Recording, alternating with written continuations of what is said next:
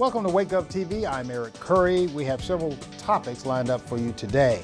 We'll look at what Wake County is doing to remain the healthiest county in the state. Plus, we'll share with you details of the Wake County EMS Summer Youth Program. But first, about 1 million children across the U.S. are affected by a preventable environmental health problem known as lead poisoning. Those children exposed to lead can develop blood lead levels that are high enough to adversely impact their behavior, intelligence, and overall physical development. Through simple precautions that can be taken to protect families beforehand, detection and treatment are imperative in ensuring the mental and physical health of every child once the lead exposure is diagnosed. Joining us to talk about this important health issue is Wake County Registered Environmental Health Specialist, Lead Program Coordinator, Christy Klaus. Thank you so much for being here. Glad to be here. Christy, first easy question, what is lead poisoning? Lead poisoning occurs when a child ingests lead by a variety of different means. A child can ingest lead in dust, in contaminated water, or spices and foods grown in lead-contaminated soils. For example, a child touches a windowsill that has chipped paint in a building or home that was built prior to 1978. The child gets lead paint dust on her hands and puts her hands in her mouth. This lead dust gets into the child's blood and causes an elevated blood lead level or confirmed lead poisoning. What are the symptoms? Symptoms are often not apparent. Symptoms include IQ loss, behavioral problems, aggressiveness, hyperactivity, constipation, diarrhea, vomiting, and in extreme cases, it could be coma, even death. Now, you've done this a long time. What are some of the most common sources of lead poisoning? Lead is often found in paint, and it's often will chip like this in an alligator type pattern, and it's in buildings built prior to 1978 in homes in the United States. How are children exposed to lead? They're exposed through ingestion, through hand-to-mouth activity. For example, a child gets lead dust by touching a windowsill or a vinyl mini blind and puts her hands in her mouth. The lead then gets into the child's bloodstream. Once a diagnosis of lead poisoning is confirmed, what are the steps taken for treatment and prevention moving forward? First, to remove the source of lead. For instance, it's a vinyl mini blind. Be sure to remove that vinyl mini blind and put a brand new one there. If there's still lead paint in a windowsill, put a bookcase in front of it to block the child from going over there to access that windowsill. The child should wash their hands frequently, especially if they touch the lead paint on a windowsill. They should wash their hands before eating snacks or meals, and then follow a diet rich in calcium, potassium, vitamin C, and iron, and go to your doctor's office and to get tested until your blood lead level comes down for that child. Where can individuals find out more information about this important health issue? They can find information on our WakeGOV.com website. If you type in the search box lead, the CDC has a really good website too. You can type in lead in their search window. Also, you can go to the EPA website, type in EPA/lead. Okay, Christy Klaus with Wake County Environmental Services. Thank you so much for being here. When we return, we'll learn more about a new property acquired by Wake County's open space program. Stay tuned.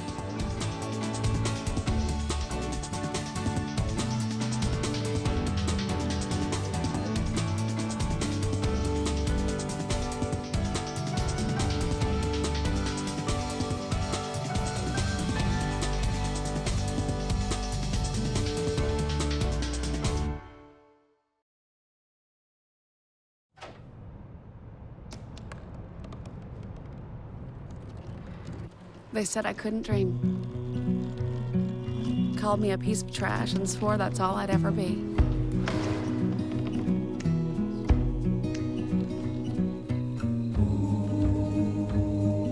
Said a bottle couldn't see the ocean.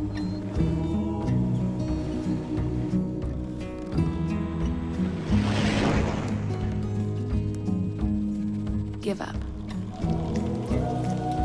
Go back to the dumpster. But I didn't listen. I made my way.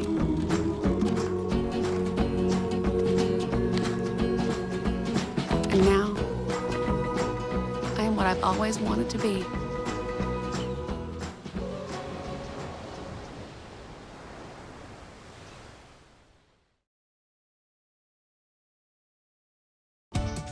Welcome back.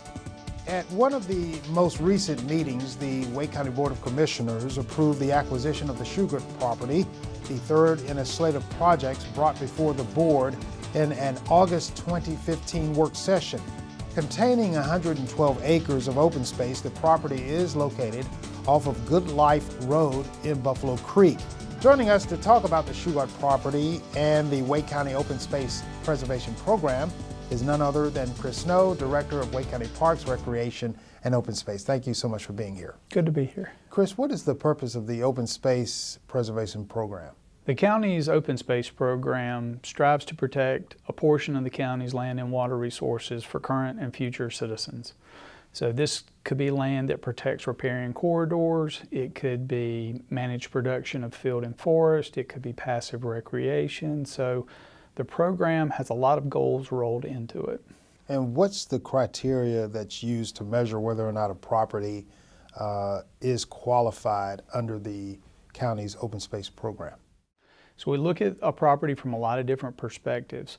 Ultimately, we're interested in its ecological importance. So we're looking at things like the habitat types that are on it, the amount of water resources, be they streams or wetlands, floodplain.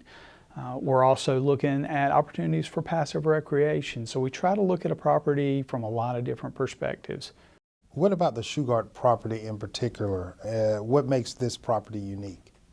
The Shugart property is adjacent to Robertson Mill Pond Preserve. So one of the first things that drew us to it was its adjacency to the property, the opportunity to potentially expand Robertson's Mill Pond Preserve onto this property. The Shugart property contains a lot of the habitat, the Blackwater cypress swamp habitat that was really important to us at Robertson's Mill Pond. And so it's a continuation of the same kinds of landscapes that we're already in. Plus it gives us some high and dry for potentially other passive recreational opportunities, potentially trails and those kinds of things. And how would this property give residents an opportunity to enjoy this area? So again, it's adjacent to the Robertson's Mill Pond Preserve. So our thinking is that we could expand the preserve. Right now, if you come to Robertson's Mill Pond, you're pretty much limited to water pursuits, either canoeing, kayaking, fishing. But the Shugart property gives us some upland area, so we could have some land-based trails, potentially hiking opportunities, wildlife viewing areas, those kinds of things. Are there other properties that might benefit from this particular acquisition?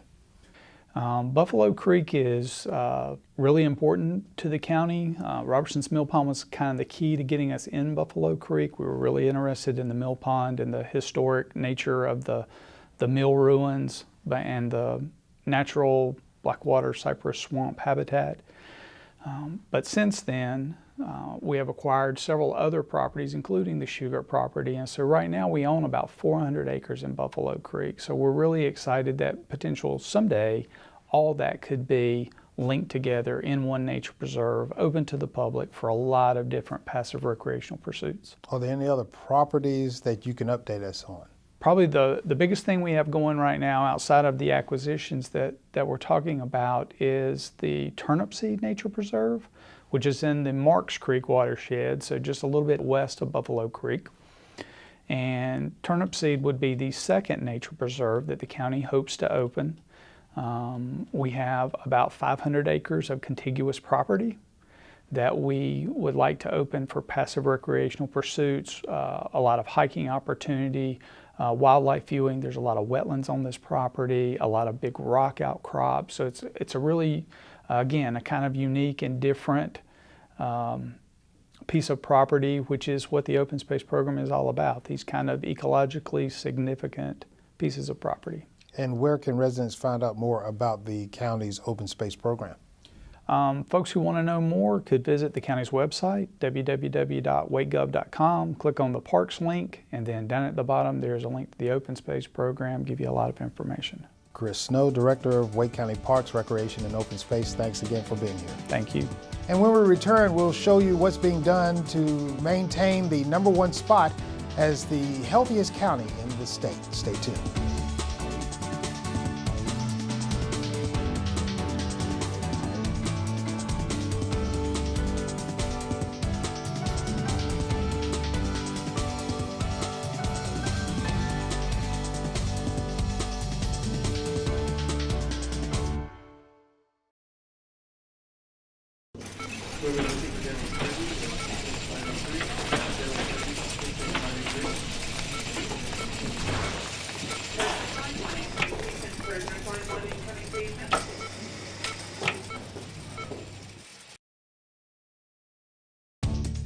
Welcome back. Earlier this year, North Carolina got its annual checkup, and the results were pretty good for Wake County.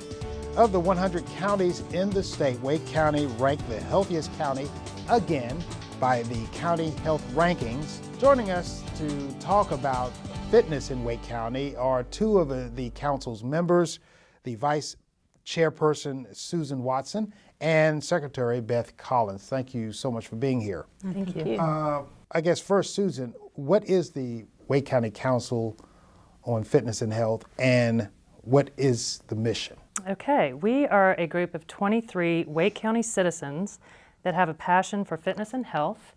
We are a volunteer council, and members are appointed by the Wake County Board of Commissioners for terms of 1 to 2 years. We're made up of nutritionists, business owners, fitness experts, lawyers, government employees, and many others. And the mission of the Wake County Council on Fitness and Health is to partner with Wake County communities to promote regular physical activity and overall wellness for its citizens. Why is fitness and health so important to this community? One of the main reasons is our obesity rate. In 2015, 25% of adults in Wake County were estimated to be obese. And in 2009, the latest data we have for children, 19.2% of children between the ages of 2 and 18 were estimated to be obese, 17.3% overweight. So the importance of fitness and health in Wake County has been evidenced by the 2016 Wake County Community Health Needs Assessment, which ranked increased physical activity and obesity prevention among the top 10 community priorities, as well as you just mentioned just a minute ago, Wake County being the healthiest county. We're also striving to be the healthiest capital county. So we're obviously striving to be greater than what we are already. Can you share some general tips on healthy living? Sure. Well, when it comes to diet, of course, we want people to just make healthy food choices. So that includes, of course, eating mostly whole foods, getting lots of fruits and vegetables, watching our portion sizes, drinking lots of water and not so many sweet drinks, reading food labels so we know what we're getting in our foods. When it comes to physical activity, of course, the recommendation is for adults to get exercise most days of the week. So it'd be 30 minutes at least 4 days a week. And for kids, every day, 60 minutes. And as far as smoking, we want people to quit smoking if they're smoking. All those things help people to just lead healthier quality of life. Screen-Free Week, what is that? Well, Screen-Free Week is an annual international celebration when families, schools, and communities swap digital entertainment for the joys of life beyond the screen. It began in 1995 and takes place the first week of May every year. And statistics on screen use is that preschoolers have been found to spend 32 hours a week with the screens. Children between the ages of 8 and 18 spend 7 hours a day with screens, and adults have been found to spend more than 11 hours a day on electronic gadgets. So the Wake County Fitness Council is encouraging Wake County residents to turn off televisions, smartphones, tablets, and gaming consoles for 7 days and turn on the world around them. And some examples of Screen-Free Week activities include reading, playing outside, being creative, and most importantly to us is being physically active. So if you want to participate in Screen Free Week, you can go to our website, which is wakefitness.com. You can get a pledge card where you can just determine what you're able to do during Screen Free Week as far as your limitations with screen use. And although it's nationally recognized May 2nd through 8th, or whatever the first week of May is, actually it would be great for families to do this any time of year. So it can really be done anytime during the year, and as many times during the year as families would like to do it. Are there any other current projects the council is working on? Right. We love to do educational sessions in the community. When groups request us to come, we go out and talk to them about healthy lifestyles. We've done presentations for Shaw University, and we have some upcoming presentations at some of the senior centers in Wake County. One of the other things that we're doing is certificates of excellence. We like to reward people in the community that are champions for physical activity. And so we've sought out some groups in the community, and there's a place on our website where actually people can go and nominate people to get this certificate. And where can residents find more information about the Fitness Council? Okay, so our website is www.wakefitness.com. And on this website, you can find information about our greenways, the farmers markets, healthful eating tips. We also are on Facebook and Twitter at Wake Fitness, and you can find us on Pinterest at WakeCO Fitness, Wake County Fitness. Great. Susan Watson and Beth Collins with the Wake County Fitness Council, thank you so much for being here. Thank you for having When us. we return, we'll share with you some exciting initiatives with the Wake County EMS Department. Stay tuned.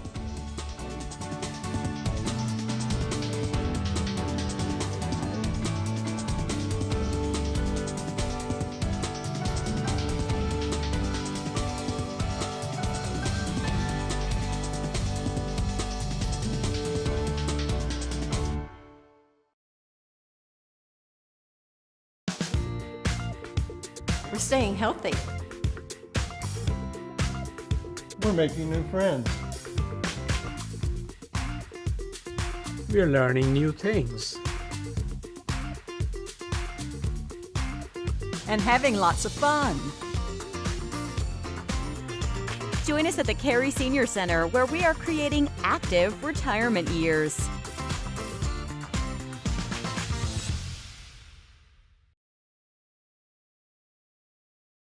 As you may be aware, Wake County EMS is known throughout the country for its innovation in saving lives. And now the department is looking for the community's involvement into opening up more opportunities for those in the diverse communities. Joining us to talk about the Wake EMS initiative to diversify its workforce is Jeffrey Hammerstine, Assistant Chief for Community Outreach. Thank you so much for being here. Hi, Eric. First of all, why is there a need to focus on diversity in the Wake EMS workforce? Absolutely. So EMS is out there in the community. It's a very service-oriented profession. We're out all across our community every day in the homes of people, working with people who have whatever the need may be at the time that we're working to help them through. We know it's important for us to reflect the community that we work in, and we want to work more towards that. So EMS is one of those professions where in order to get into the profession, in order for us to hire people, we can only hire those who have gotten certified as an EMT or a paramedic. So our options are for people who have already decided on their own that they want to be part of EMS before they ever even talk to us, have gone out, gotten the education, the training, the certifications, and then come back to us and applied. So in order for us to incorporate and increase recruitment, increase diversification of recruitment, which is really important for us, I might add, partly because EMS is projected to grow by 24% over the next 10 years, according to labor statistics. So we need more people to come work with us. We need more EMTs and paramedics.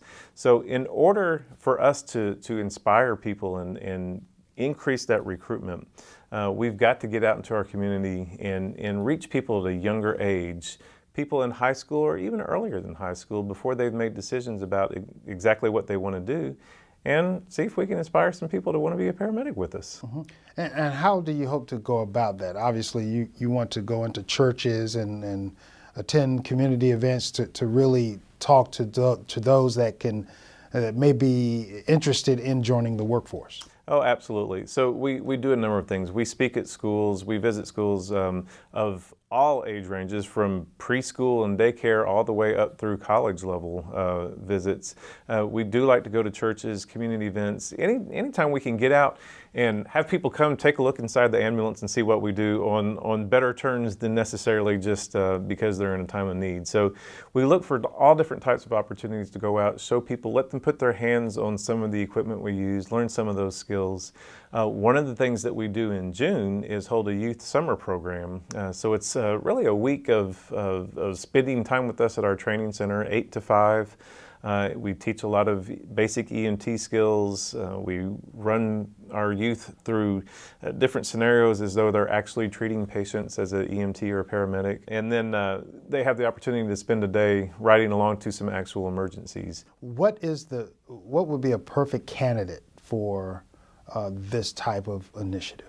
We need the person who understands that what we do is serve people. What we do is take care of people in an emergency, maybe from our perspective in theirs, and in some cases, things that are not necessarily so much of an immediate life-threatening emergency. People call 911, they call EMS because they're facing an immediate crisis. They don't necessarily know how to deal with that crisis. They need someone to come in and help them. And we need people who can come in, learn good clinical medical skills, but also have an ability to learn to really talk to people and communicate with people so that we can figure out what they need at that moment and get them the right resources. Now, Wake EMS, along with this initiative and the summer program, you also have a Citizens Academy that you started not too long ago. All in an effort to get citizens to understand what the men and women do at Wake EMS 24 hours a day. Eric, that's exactly right. We want people to understand we're their service, and we want people to understand who we are and what we do. It also does give us an opportunity to reach out to people if somebody's considering a career change or if somebody is potentially inspired to be part of EMS. These programs give a close-up look at who we are and what we do and the equipment we use. We'll do the Citizens Academy again this fall in October. It's 4 nights, once a week, and it's a chance again, sort of like the Youth Summer Program, to come in and see everything close up and learn about how we work. And Jeff, how can folks learn more about possibly becoming a future member of the Wake EMS family? You can always give us a call. I'm always happy to talk to people and talk it over. 919-856-6020. Of course, we've got our website and the Facebook page and the YouTube channel, so you can use those also to kind of follow along and see who we are and what we do. Jeffrey Hammerstine, Assistant Chief for Community Outreach for Wake EMS, thank you so much for being here. Thank you.